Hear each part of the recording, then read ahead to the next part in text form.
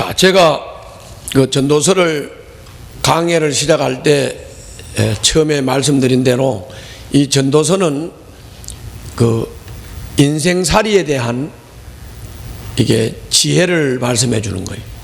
그 인생들이 살면서 뭐 불평하고 또 원망하고 그 불평과 원망을 하는데 또 그것 때문에 어려움을 당하고, 그래서 하나님을 경외하고 참 지혜를 깨달은 사람은 그런 인생살이에 여러 가지 복잡한 원망과 불평들을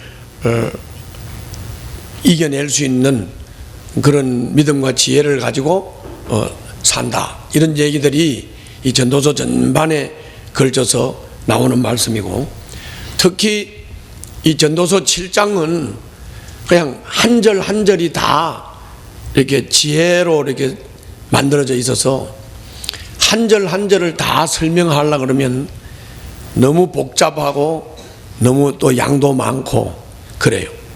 그래서 오늘은 앞쪽에서 지혜가 뭔지에 대해서 분명하게 좀 정리를 한 다음에 그냥 본문을 쭉 읽으면서 중요한 부분만 몇 군데 이렇게 좀 집어서 함께 나누도록 그렇게 하겠습니다.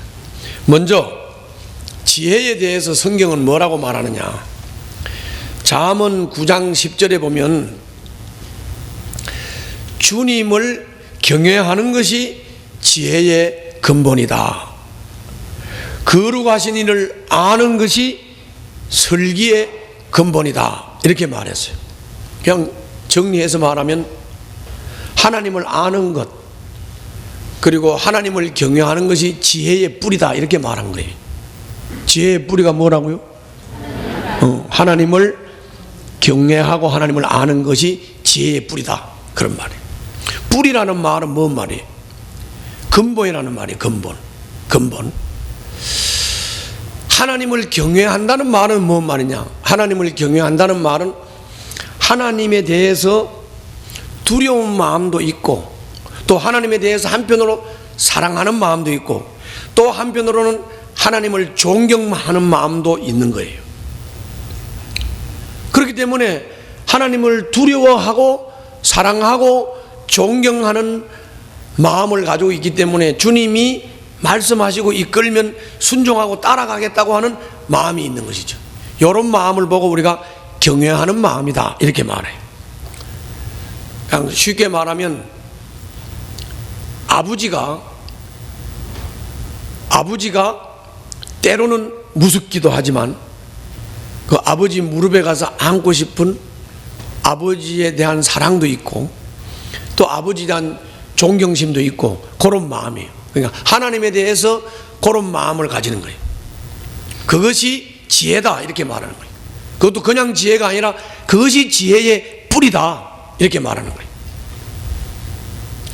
그리고 잠언 3장 13절부터 19절에서는 지혜를 뭐라고 설명을 했느냐면 지혜를 인격화시켰어요. 지혜를 인격화를 시켜서 지혜를 사람처럼 이렇게 설명을 했어요. 제가 한번 읽어 드릴 테니까 들어보세요.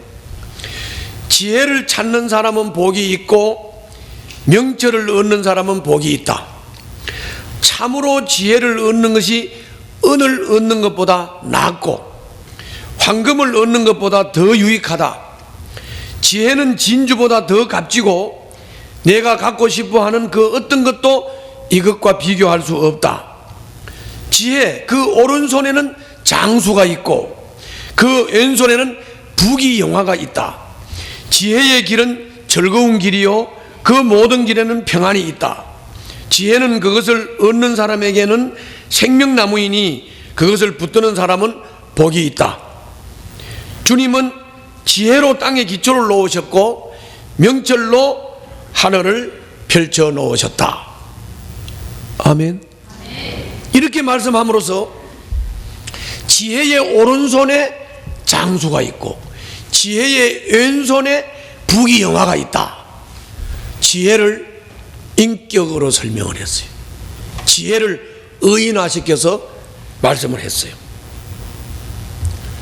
그리고 그 지혜를 의인화시켜서 또 찬양을 했어요. 그래서 이거를 전체를 이게 정리를 해서 말씀을 드리면, 우리가 하나님을 인격적으로 관계를 하고 하나님을 두려워하면서도 존경하고 또 하나님을 존경하면서 사랑하고 그분이 그러면 이끌면 따라가고 싶고 하는 이런 순종적 하나님을 따르고 싶은 마음, 그러면서도 두려워하고 존경하는 마음, 사랑하고 순종하는 마음, 하나님에 대해서 이 마음이 곧 경외하는 마음이요, 이 마음이 지혜로운 마음인 줄로 믿습니다. 그리고 이 지혜를 따라서 사는 삶, 이것이 곧 하나님을 따라서 사는 삶이다, 그렇게 말씀을 했어요.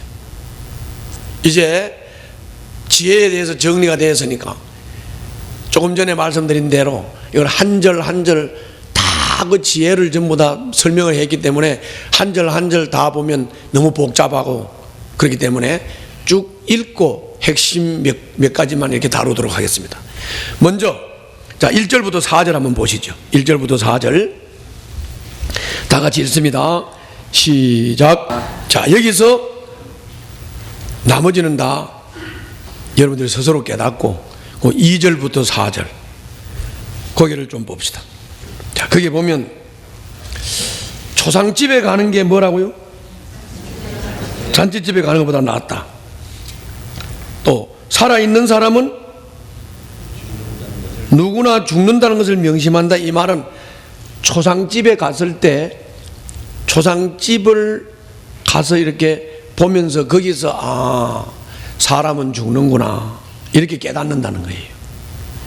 뭐라고? 사람이 죽는다는 걸 어디서 깨닫는다고? 초상집에 가서 깨닫는다. 초상집에 가서. 또 슬픔이 웃음보다 나은 것은 얼굴을 어둡게 하는 근심이 마음에 유익이 되기 때문이다. 이것도 잘 보세요.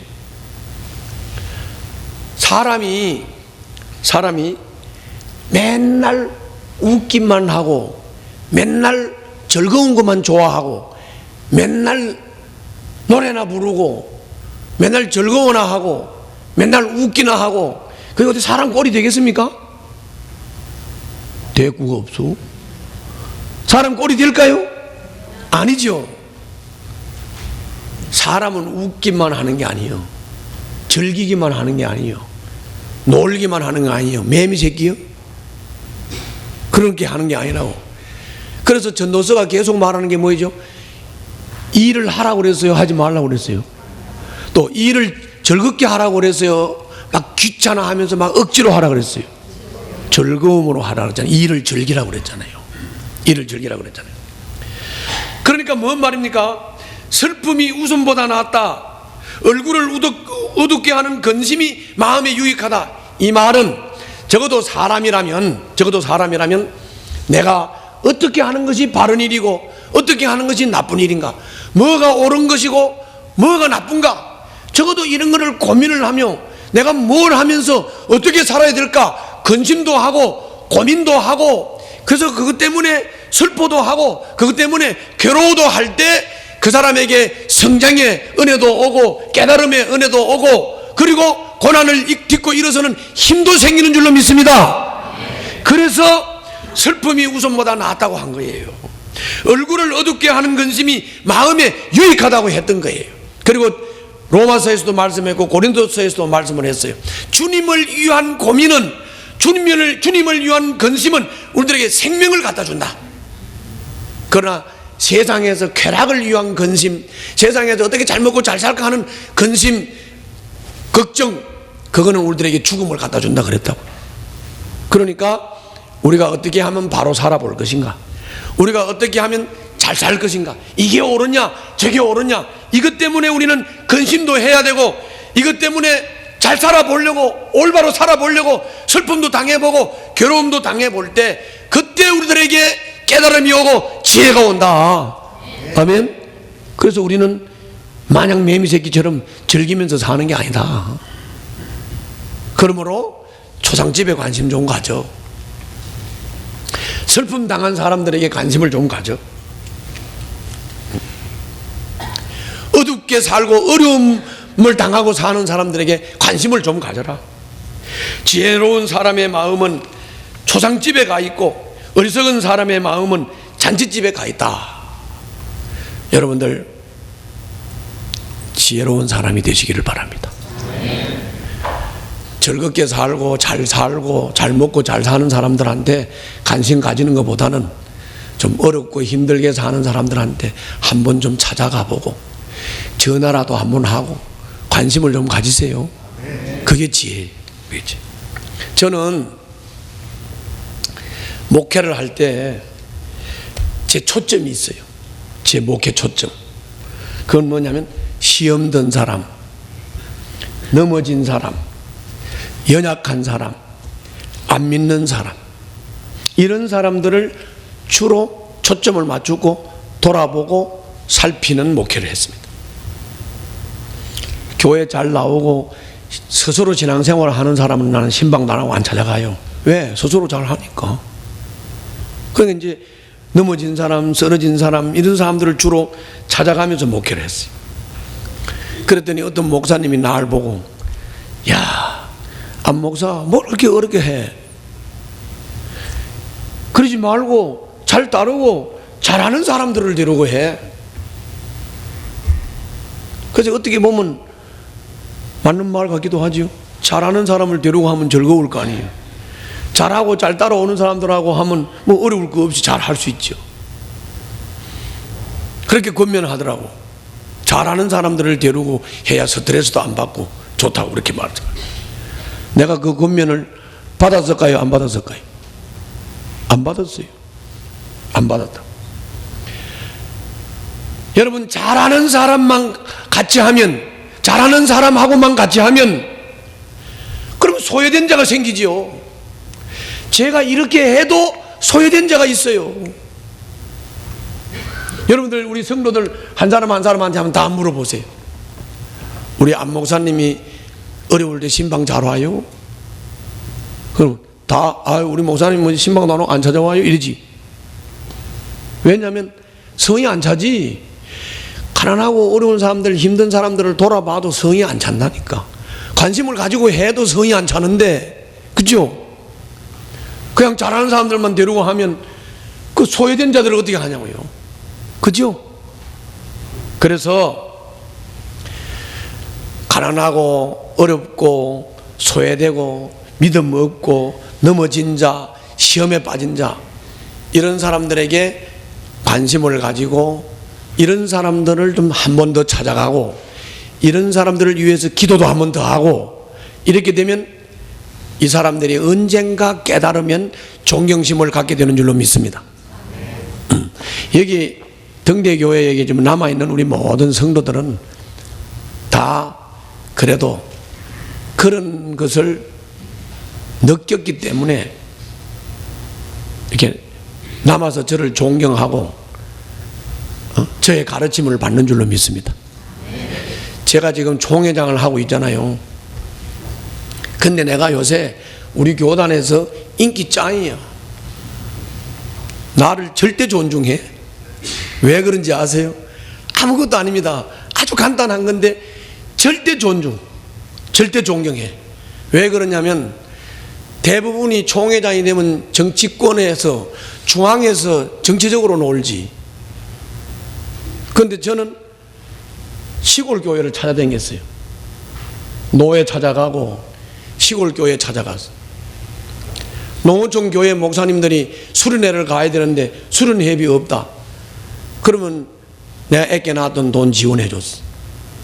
그리고 어느 교회는 농어촌 선교회 모임에 갔더니 화목난로가 없어서 달달 뜬다는 거예요. 그래서 화목난로비 그냥 애껴 냈던 용돈 150만 원. 황등주황교회는 옛날에 지은 예배당인데 이 뒤에 기둥이 곧 무너 내려 앉은다는 거예요. 그 무너 내리면 죽을까봐 위험하다 그래서 그 리모델링 비용 지원해 줬어요. 뭐 아무것도 아니에요. 뭐 몇백만 원 이렇게 몇 푼씩 도와준 거예요. 그랬더니 역대로 이런 총회장이 없었대.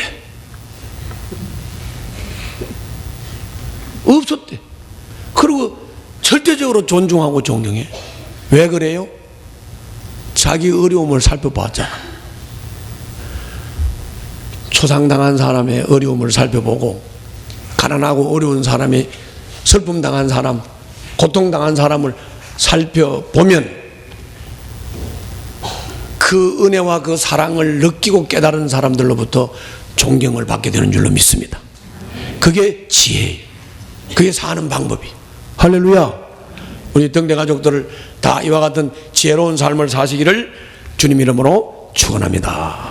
자, 그 다음 한번 봅시다. 그 다음에는 6절부터 9절까지 한번 읽읍시다. 6절부터 9절까지 시작. 자, 나머지는 다 깨달으시고 8절 9절만 봅시다. 8절 9절. 자, 8절 9절은 그 연결되는 거예요. 자, 8절 9절을 잘 보면 뭐라고 그랬어요? 이 일은 시작할 때보다 끝날 때가 어떻다? 더 좋다. 마음은 자만할 때보다 참을 때가 더 낫다. 자, 이게 뭔 말이냐? 이게 뭔 말이냐? 저를 봐요. 자,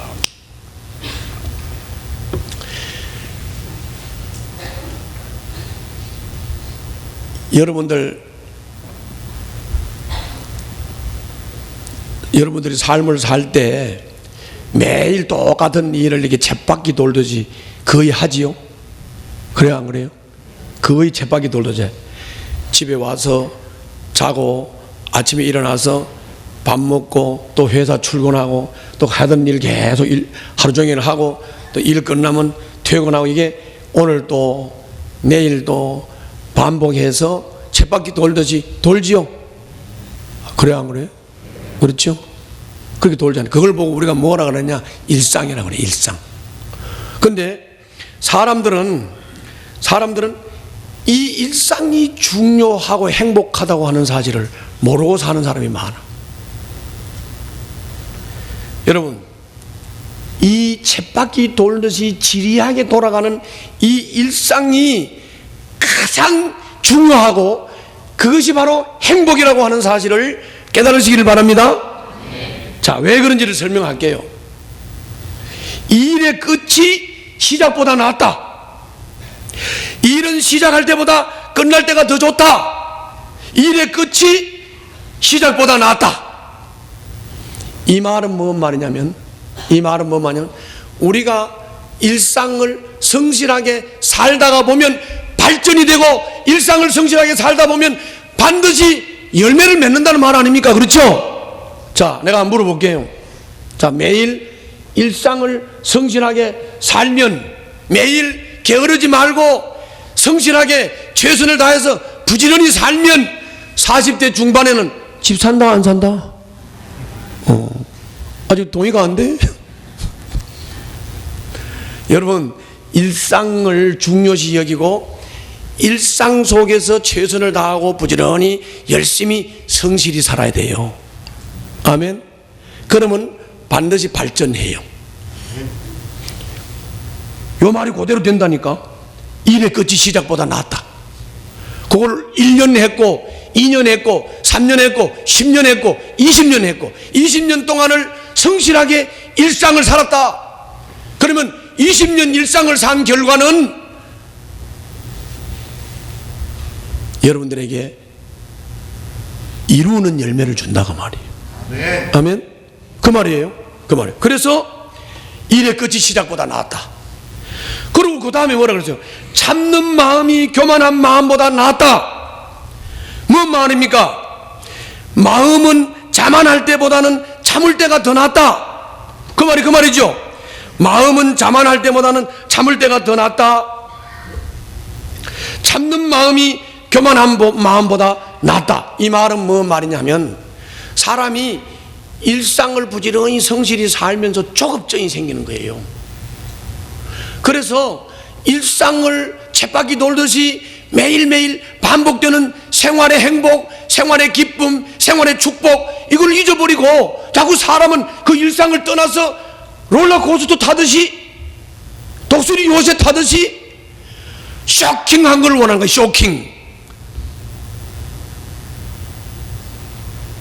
쇼킹 좋아하지 마세요.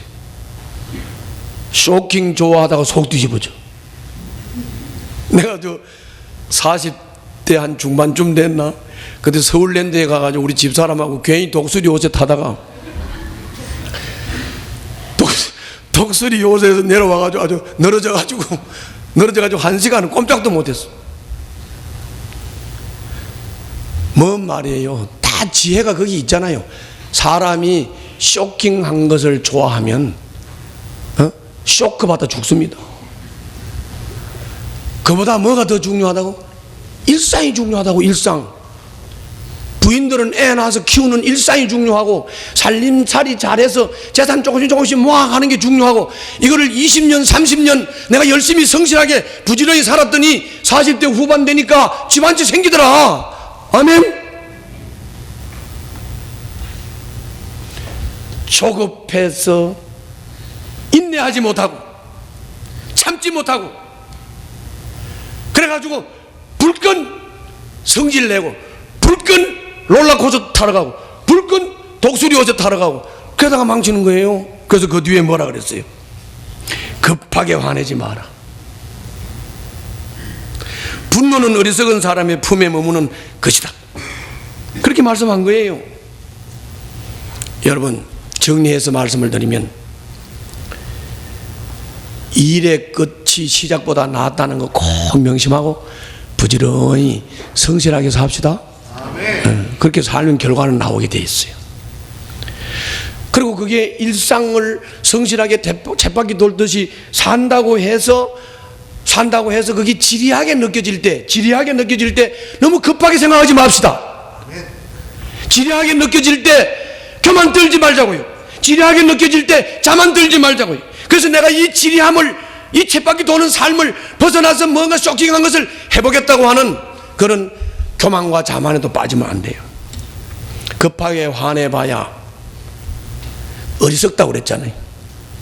급하게 뭐 해봐야 어리석다고 그랬으니까 유익될 게 없어요. 나도 가끔 급한 마음이 있어서 화를 가끔 낼 때 있어요. 뭐라고? 나는 화를 안 내고 아주 성자처럼 사는 사람이 아니고 나도 성질 난다고.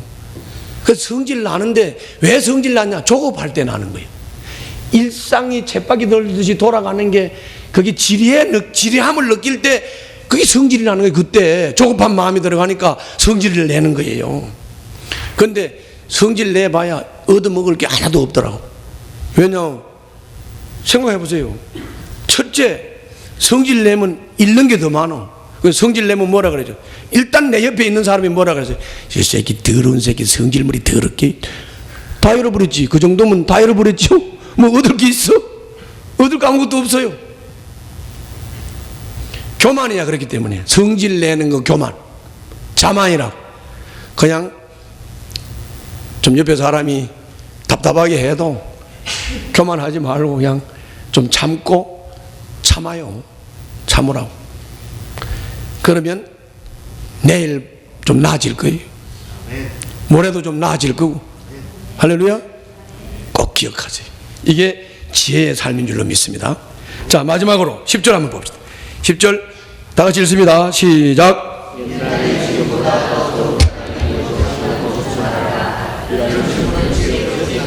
자, 이거는 뭔 말이냐면 옛날이 좋았다 이 말이. 뭐라고? 옛날이 좋았다. 여러분들 이런 말 안 해본 사람이 있어요? 손 들어봐요. 나 옛날이 좋았다 이런 말 다 해보셨지? 그런 게 오늘 주님은 뭐라고 말하냐? 옛날이 좋았다 하는 거 어리석다. 옛날이 좋았다 하지 마라 그 말이야. 옛날이 좋았다 하지 마라. 왜 옛날이 좋았다고 할까요? 옛날이 자꾸 지금보다 더 좋았다네. 왜 옛날이 좋았다고 하지요? 옛날이 더 좋은 까닭이 뭘까요? 옛날이 지금보다 더 좋다는 말?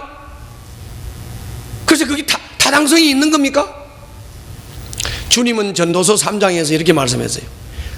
인간은 생각을 하는데 과거, 현재, 미래를 생각하는 존재다 그랬어요. 뭐라고?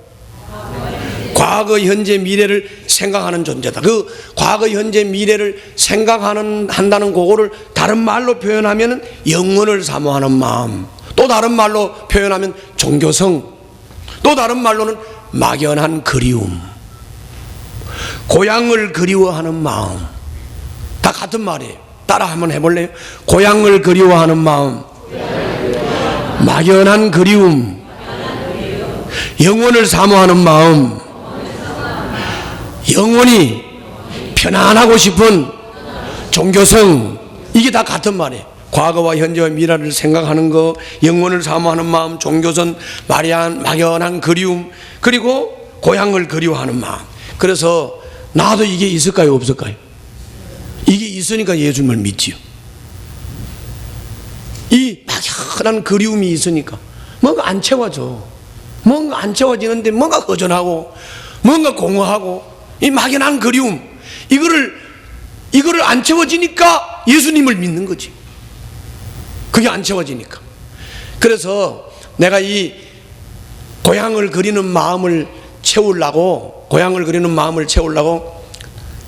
강원도 삼척군 도기업 실리를 잊을 수가 없어서, 그래서 내가 우리 집사람하고 강원도 쪽으로 한번 내려갔다가 야, 우리 고향이 와서 30리만 더 가면 우리 고향인데, 그 내가 그리던 그렇게 그리워하던 고향 한번 갔다 가자. 그래서 집사람하고 고향으로 갔어요. 가서 보니 아무것도 없어. 아무것도 없어. 야, 그렇게 그리워하던 고향 뭐 있어야죠. 옛날에 내가 살던 집도 없어.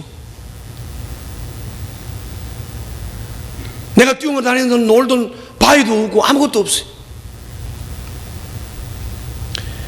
똑같아요. 똑같다고요. 옛날이 좋았다, 허상입니다. 그걸 보고 우리가 뭐라 그래요? 과거 지향적 사고방식을 해요. 과거 지향적 사고방식. 물론 우리가 과거에 대해서 점검하고 과거에 대해서 체크해 볼 필요는 있죠. 그러나 과거 지향이 되면 안 된단 말이에요. 과거 지향이 되면 안 된다.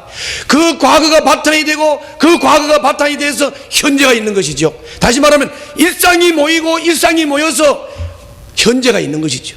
아멘? 현재가 있는 것이죠. 그리고 우리가 미래지향도 그렇습니다. 미래지향 좋지요. 미래지향적인 사고를 가져야 되죠. 그래야 미래를 바라보고 꿈도 꾸는 것이죠.